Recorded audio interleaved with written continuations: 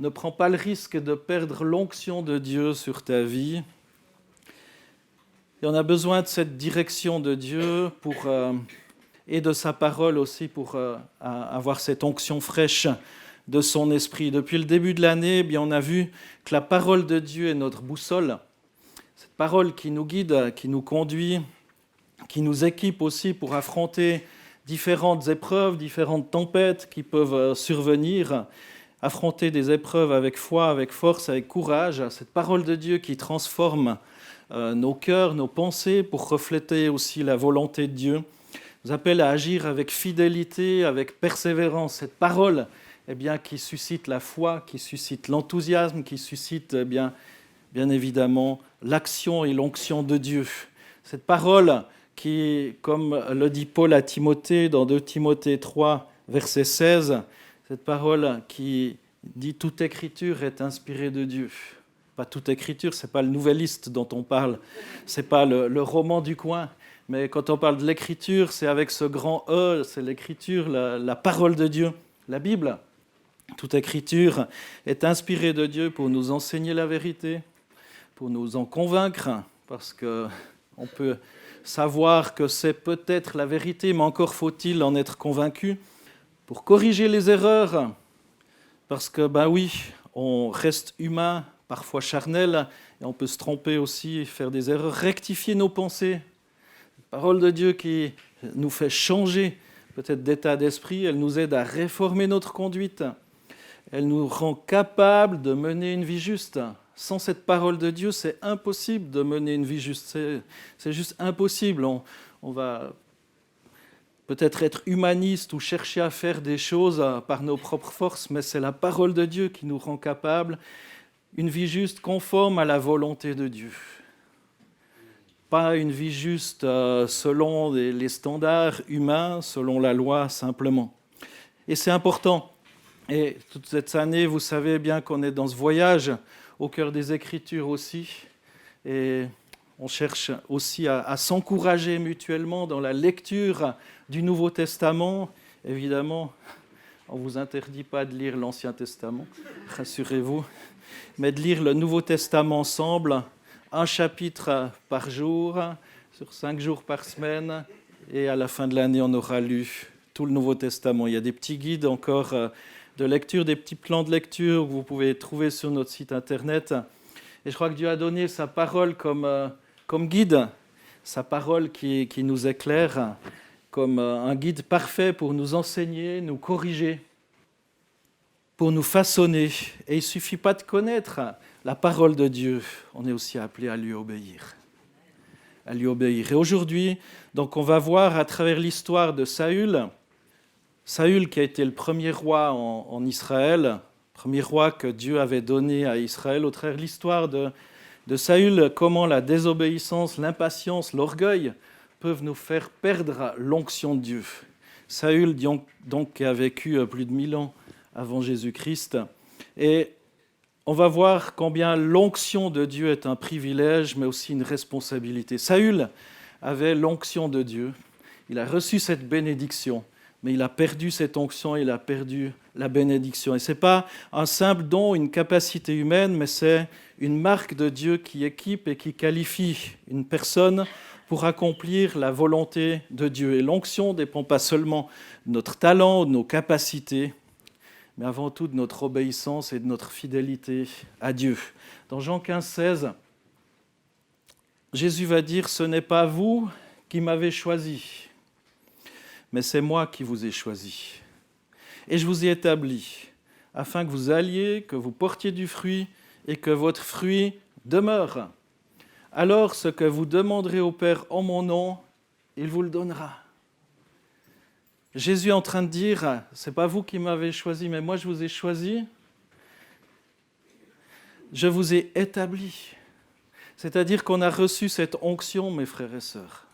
On a reçu cette bénédiction de Dieu sur nos vies. Dès le moment où on a accepté Jésus-Christ comme Seigneur et Sauveur, on est vraiment dans ce plan de Dieu, parce qu'on est de celles et ceux qui entrent dans ce plan parce que Dieu nous a choisis et il nous a établis.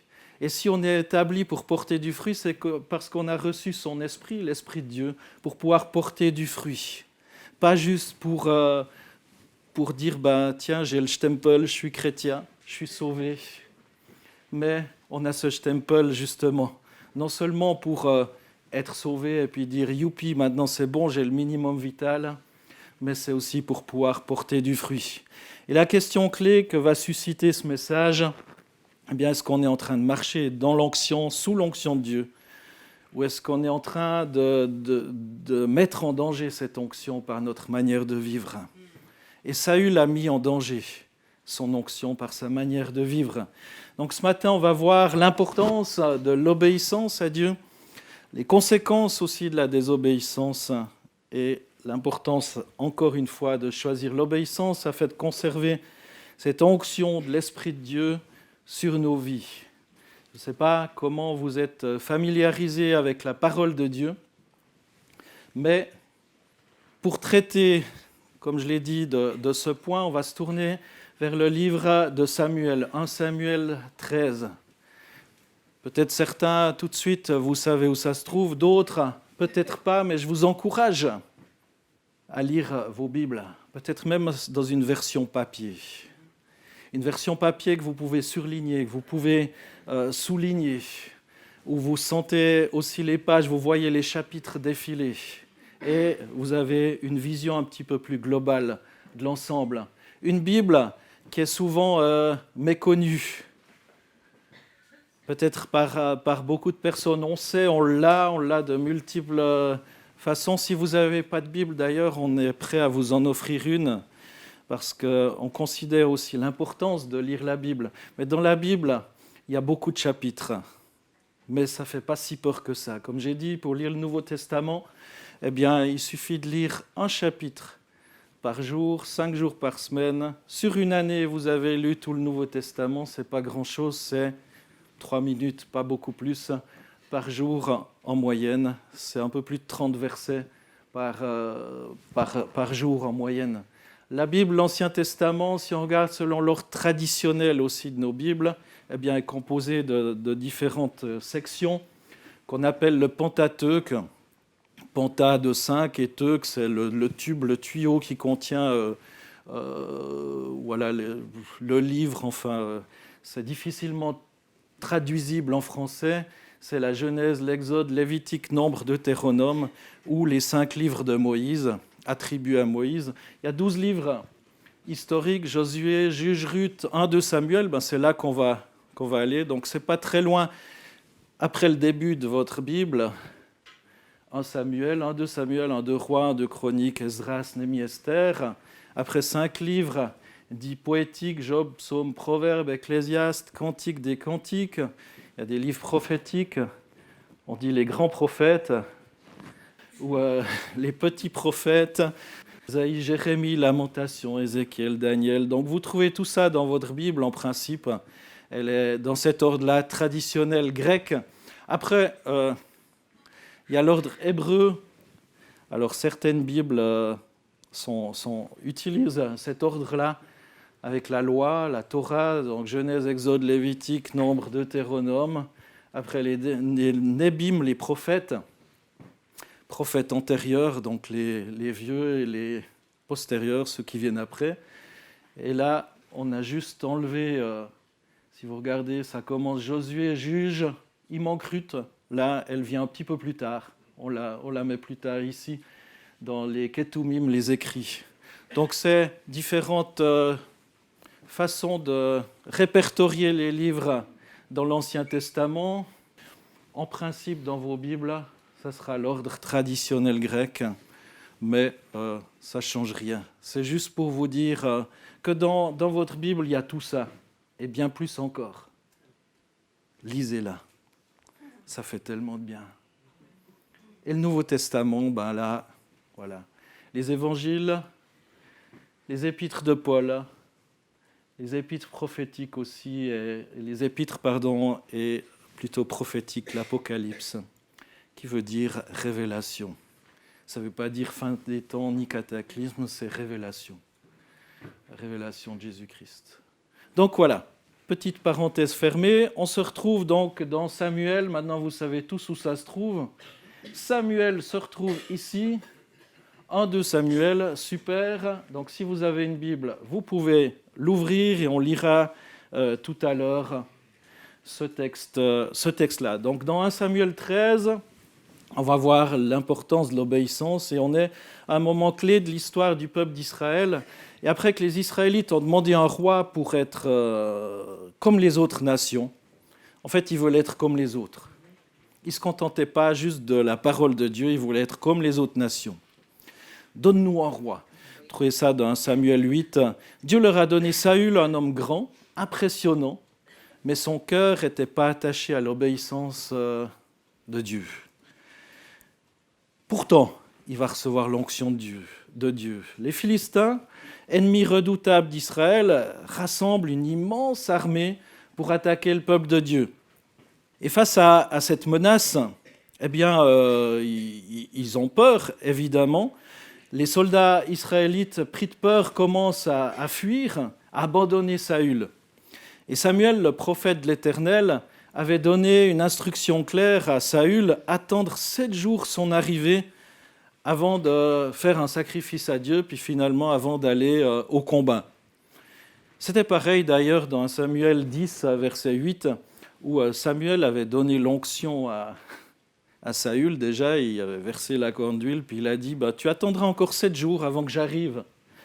Vous trouvez ça? Ce chiffre 7 aussi, apparemment, Saül a dû attendre 7 jours. Mais là, il a oublié de patienter. Ce sacrifice, c'est un acte de consécration, un signe de confiance envers Dieu avant d'aller au combat. Mais alors que l'armée se disperse, Samuel tarde à arriver. Il se dit, dis donc, il n'est pas à l'heure, Samuel, là. Il commence à avoir peur, tout le monde commence à partir. Et puis, il se dit, je vais faire quelque chose, je vais me mettre en action. C'est un test de patience. Patience si, malgré les choses qui commençaient un petit peu à se détériorer, est-ce qu'il continuerait de faire confiance à Dieu? Et ce moment, c'est un test spirituel pour Saül. Est-ce qu'il allait faire confiance à Dieu, obéir à ses instructions, ou est-ce qu'il va prendre les choses en main par lui-même? Malheureusement, Saül a choisi l'impatience au lieu de l'obéissance, pensant bien faire, en offrant un sacrifice. C'est lui-même, alors qu'il n'était pas du tout habilité pour faire ça. Il y avait les rois, les prophètes, enfin. Et lui, il n'était pas du tout, il était roi, mais il était ni sacrificateur, ni rien du tout. Il était juste roi, c'est déjà pas mal, hein. Déjà pas mal. Malheureusement, Saül va faire cette offrande, et dès qu'il termine l'offrande, ce sacrifice, Samuel arrive et lui reproche sa désobéissance. Et cette histoire illustre un principe fondamental. Dieu cherche des hommes et des femmes qui lui obéissent. Pas juste qui se mettent en action. Même quand Dieu tarde ou semble tarder. Et le problème de Saül, ce n'était pas seulement son acte, mais son cœur qui commençait petit à petit à s'éloigner de Dieu. Et cette erreur va lui coûter son royaume. Rappelle aussi l'importance de l'obéissance et de la patience dans notre marche avec Dieu. Lorsque tout va bien, tout se déroule tranquillement, c'est facile de faire confiance à Dieu. On se rend compte que point 1, point 2, point 3, et voilà, l'étape, c'est le tapis rouge, quoi. Mais ce n'est pas toujours comme ça. Lisons ce texte dans Samuel 13, 7 à 14. Certains Hébreux franchirent le Jourdain. Donc, il se passe ça, ils sont entourés là, des Philistins. Certains Hébreux franchirent le Jourdain et se réfugièrent dans le territoire de Gad et de Galad. Pendant ce temps, Saül était toujours à Gilgal, au milieu de son armée qui tremblait d'épouvante. Certains fuient, vous voyez, ils se taillent, courage, fuyons. Verset 8, il attendit 7 jours le rendez-vous fixé par Samuel. Celui-ci n'arrivant pas, les soldats commencèrent à abandonner Saül et à se disperser. Alors Saül dit, « Amenez-moi les bêtes de l'Holocauste et des sacrifices de communion. » Et il offrit lui-même l'Holocauste. Au moment où il achevait de l'offrir, Samuel arriva.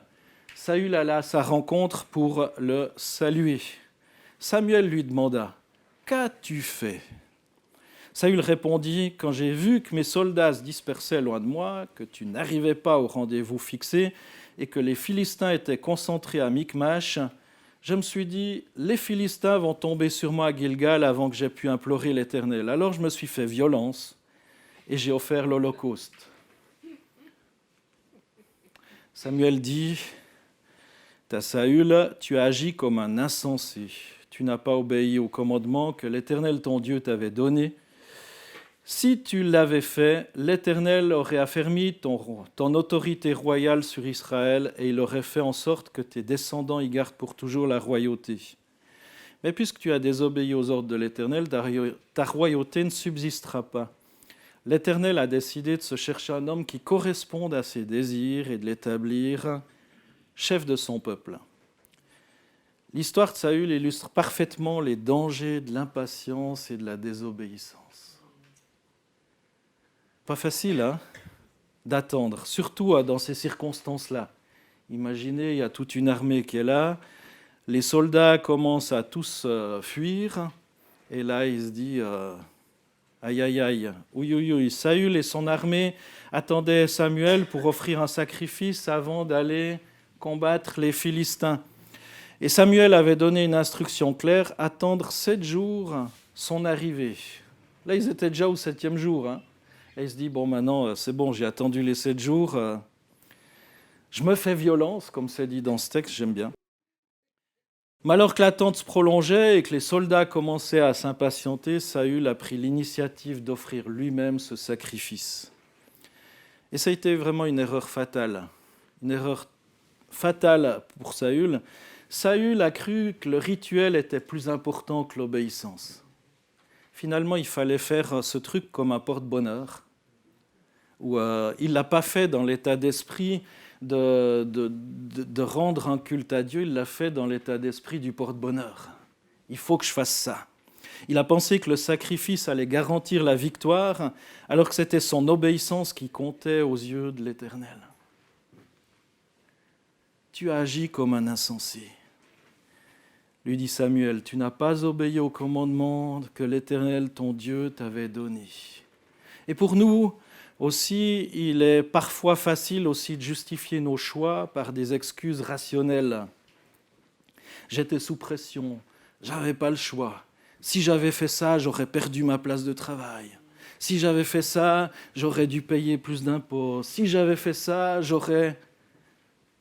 j'étais sous pression. Ou ça aurait été, si j'avais dit ça, ma note aurait été à râler pâquerette, voire en dessous du minimum. Mais Dieu ne cherche pas des solutions humaines, il cherche des cœurs obéissants.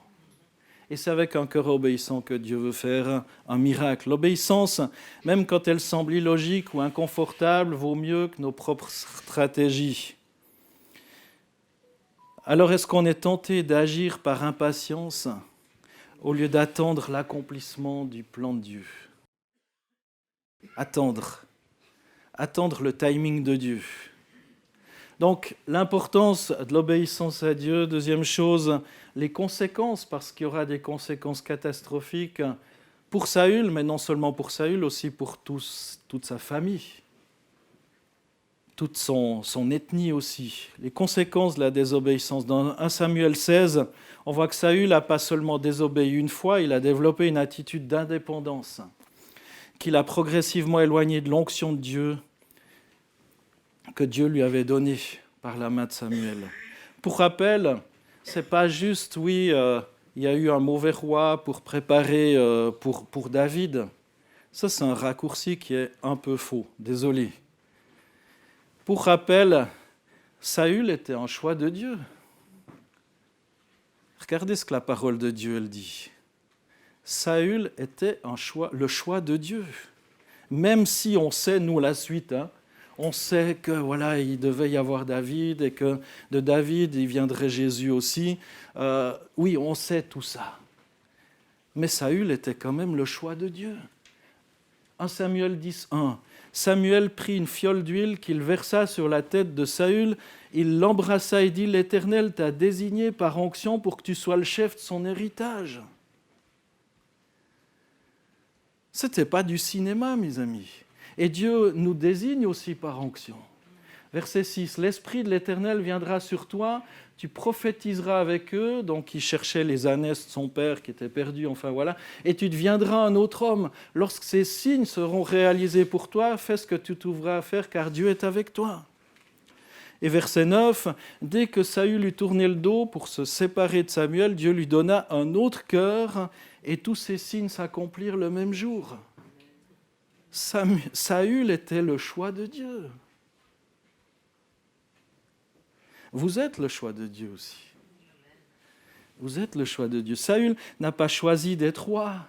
Il ne s'est pas présenté aux élections. D'ailleurs, c'est difficile à trouver, parfois. Certaines élections, d'autres un peu plus faciles, mais voilà. Saül n'a pas choisi d'être roi, c'est Dieu qui l'a choisi et oint par l'intermédiaire du prophète Samuel. Et cette onction était accompagnée d'une transformation intérieure. Verset 6, « L'Esprit de l'Éternel viendra sur toi, tu prophétiseras avec eux et tu deviendras un autre homme. » Lorsqu'on reçoit l'Esprit du Seigneur sur nos vies, on est un autre homme, on est une autre femme. Un être régénéré par l'Esprit de Dieu. Ça signifie que Dieu l'équipait spirituellement pour gouverner son peuple avec sagesse, avec force. Et lorsque Dieu a rejeté Saül, il a envoyé Samuel chercher un autre roi. Alors que Samuel pensait que l'aîné d'Isaïe était le bon choix, Dieu lui a répondu « Ne prête pas attention à son apparence et sa grande taille, car je l'ai rejeté. » En effet, l'Éternel n'a pas le même regard que l'homme. L'homme regarde à ce qui frappe les yeux, mais l'Éternel regarde au cœur. Tous les frères David sont passés, un après l'autre. Il ne restait plus que le petit dernier. J'imagine Samuel qui se dit, mais purée, il a combien d'enfants ce type ? Enfin, c'est pas dans la Bible, mais ils passent tous, puis finalement il dit, mais même le père, il dit, ils sont tous passés, enfin, puis il dit, mais il n'y en a pas encore un, quoi, que tu caches derrière. Même Samuel s'est dit, sûrement celui-là, il est tellement grand, tellement fort, tellement beau, ça doit être lui, ça, un des frères de David. Puis Dieu lui dit, prête pas attention à son apparence. Le problème de Saül, ce n'était pas seulement son erreur, mais son cœur qui s'éloignait de Dieu. Dieu regarde au cœur, nous on regarde souvent aux apparences, à ce qui frappe les yeux, à ce qui en jette, comme on dit. Dans Samuel 15, 17, Samuel dit à Saül, « Quand tu étais petit à tes propres yeux, n'es-tu pas devenu chef des tribus d'Israël ? Et l'Éternel ne t'a-t-il pas oint pour que tu sois roi sur Israël ?» Quand tu étais petit à tes yeux. Finalement, le fait d'être roi, ça lui est monté à la tête. Ou on dira, il a eu les chevilles qui enflent. Quand tu étais petit. Et au début, Saül cherchait pas du tout la royauté, il était même hésitant. Dans 1 Samuel 9, 21, lorsqu'il est interpellé pour ça, il dit « Mais ne suis-je pas benjaminite de l'une des plus petites tribus d'Israël ?» Il va dire « Mais moi, roi, ça va ou bien ?» Après, quand Samuel veut le présenter comme roi, il se cache parmi les bagages. Je ne sais pas si vous savez, mais il a déjà reçu l'onction, l'huile déjà dessus lui, et il se cache. Il veut pas être roi.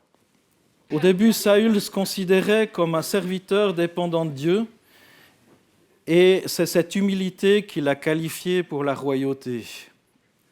Et avec le temps, le succès et le pouvoir, eh bien, tout ça, ça a changé Saül. Il s'est dit, c'est quand même confortable d'être roi, il y a quand même certains avantages, tac, et puis tu as 10 serviteurs, servantes qui viennent, qui te tirent les pompes, tout ça, il a commencé à agir par lui-même sans attendre Samuel, parce que Samuel lui disait aussi des paroles qui dérangeaient. Il a désobéi à Dieu en épargnant ce qui devait être détruit aussi, si vous lisez dans 1 Samuel 15. Il a commencé à chercher sa propre gloire au lieu de glorifier Dieu. Dans 1 Samuel 15, verset 12, il est écrit que Saül a érigé un monument en son honneur. Parfois, les bénédictions de Dieu aussi nous font oublier notre dépendance à lui. Le pouvoir, le succès, doivent jamais remplacer l'obéissance et l'humilité. Si Dieu vous accorde la grâce d'avoir du succès, n'oubliez jamais que ce succès dépend de Dieu et qu'à n'importe quel instant, ce succès peut vous être retiré. Et ces paroles dans Samuel 17, du prophète Samuel s'adressent à Saül, le roi d'Israël. Elles élèvent un principe spirituel fondamental. L'humilité précède l'élévation, mais l'orgueil précède la chute. On trouve ça aussi dans Proverbe 16, 18. Samuel dit, dans 1 Samuel 15 à Saül, Samuel dit « L'Éternel trouve-t-il autant de plaisir dans les holocaustes et les sacrifices que dans l'obéissance à sa voix ? Non, l'obéissance vaut mieux que les sacrifices, et l'écoute attentive vaut mieux que la graisse des béliers. » L'obéissance. On peut dire qu'on aime Dieu, on peut chanter, faire des super concerts de louanges, on peut faire plein de trucs pour Dieu, mais si on est dans la désobéissance, c'est comme s'il était sourd. Comme s'il était sourd. Et ça va causer le retrait de l'Esprit de Dieu. Dans Samuel 16, 14, il est dit « L'Esprit de l'Éternel se retira de Saül, et un mauvais esprit venant de l'Éternel le troubla. » Ça aussi, cette parole, elle est troublante. Ça ne signifie pas que Dieu envoie des esprits mauvais dans les gens, mais qu'en s'éloignant de Dieu, Saül s'est ouvert à d'autres influences négatives. Moi, c'est comme ça que je le comprends. Et sans l'onction de Dieu, eh bien, on devient vulnérable aux attaques spirituelles et émotionnelles de toutes sortes. Il est devenu quasiment fou, le gars. Finalement, c'est David qui venait jouer de la harpe pour le calmer. Enfin, voilà. Pour nous, si on néglige la présence de Dieu et on choisit notre propre voie, eh bien, on risque de s'éloigner de son onction. Et le danger, ce n'est pas seulement de faire une erreur, mais de s'endurcir et de refuser de se repentir. Alors, est-ce qu'il y a des domaines dans notre vie où on a perdu la sensibilité à la voix de Dieu ? L'importance de l'obéissance à Dieu. Les conséquences de la désobéissance, c'est que l'Esprit de Dieu se retire, c'est que sa bénédiction se retire, et l'importance de choisir l'obéissance pour garder l'onction de Dieu. Le 26 janvier, on a vu, lors d'une prédication que j'ai donnée, que Paul exhorte Timothée à être vigilant aux voix qu'on écoute et aux influences qui façonnent notre foi aussi, à rester attaché à la parole de Dieu. Parce que Saül n'a pas obéi, Dieu l'a rejeté comme roi. Samuel rappelle que Dieu préfère l'obéissance au sacrifice. Et son cœur s'est endurci et il a fini dans la jalousie, dans la folie, cherchant même à tuer David, son successeur. Et l'orgueil nous éloigne de Dieu quand on devient trop grand à nos propres yeux. On risque de perdre la faveur et l'onction de Dieu. C'est tellement important de cultiver une obéissance quotidienne pour rester sous l'onction de Dieu. Il ne suffit pas d'aller dans une réunion où on va dire « Ah, là, il y a l'onction ». Ça ne sera qu'un apport extérieur, mes amis. L'onction, tu trouves dans ta chambre. Quand tu vas dans le lieu secret, tu fermes la porte et tu reçois. Oui, tu vas être béni dans un lieu de culte. Oui, tu vas recevoir certainement une parole du Seigneur. Et je prie qu'aujourd'hui, beaucoup reçoivent une parole du Seigneur. Mais ça, c'est un apport extérieur. Parce que d'autres se sont préparés en prier aussi. Mais ce que Dieu veut, c'est que tu conserves cette onction et cette bénédiction sur ta vie dans le cœur à cœur avec Dieu. L'onction, ce n'est pas un acquis. Elle se préserve par une relation constante avec Dieu.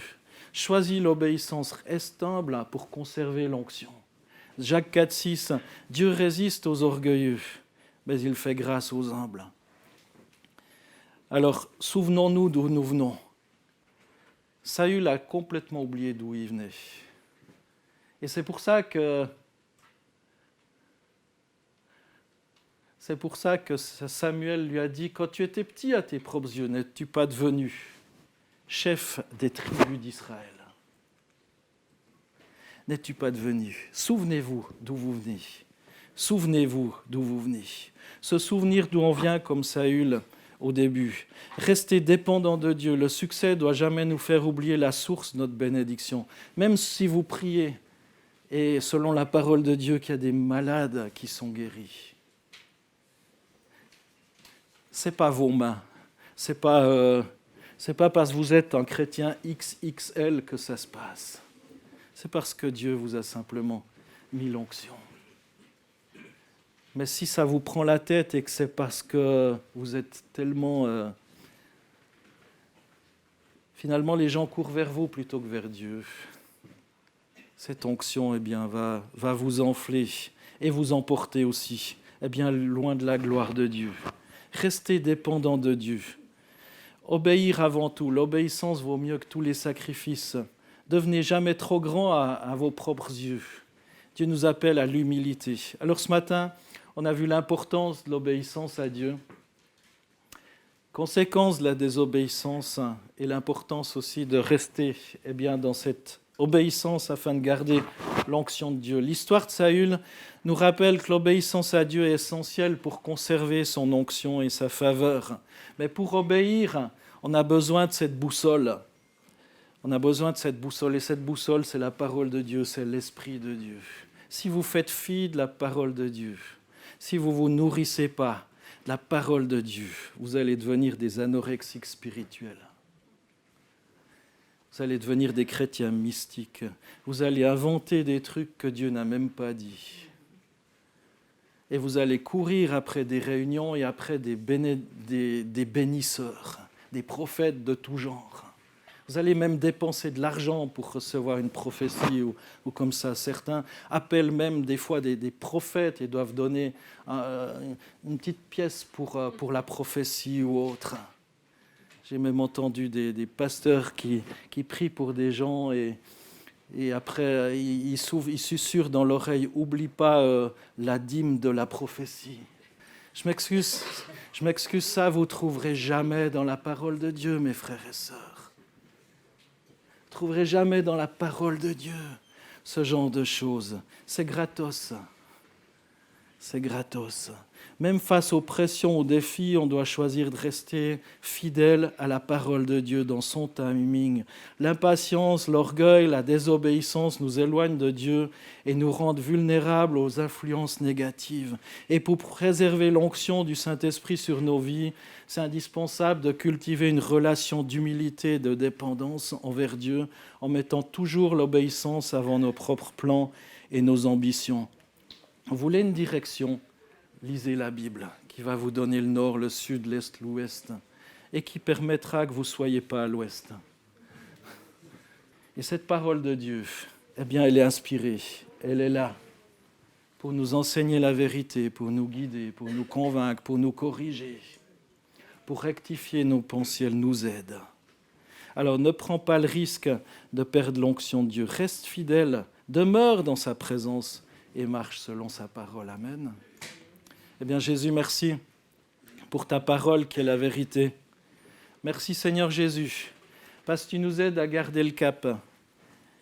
Seigneur, merci Seigneur, parce qu'au travers de l'exemple de Saül, qui avait reçu cette onction, qui avait été choisi pour gouverner, pour diriger Israël, au travers de cet exemple dramatique, Seigneur, tu nous rappelles que oui, ce n'est pas un acquis pour toujours.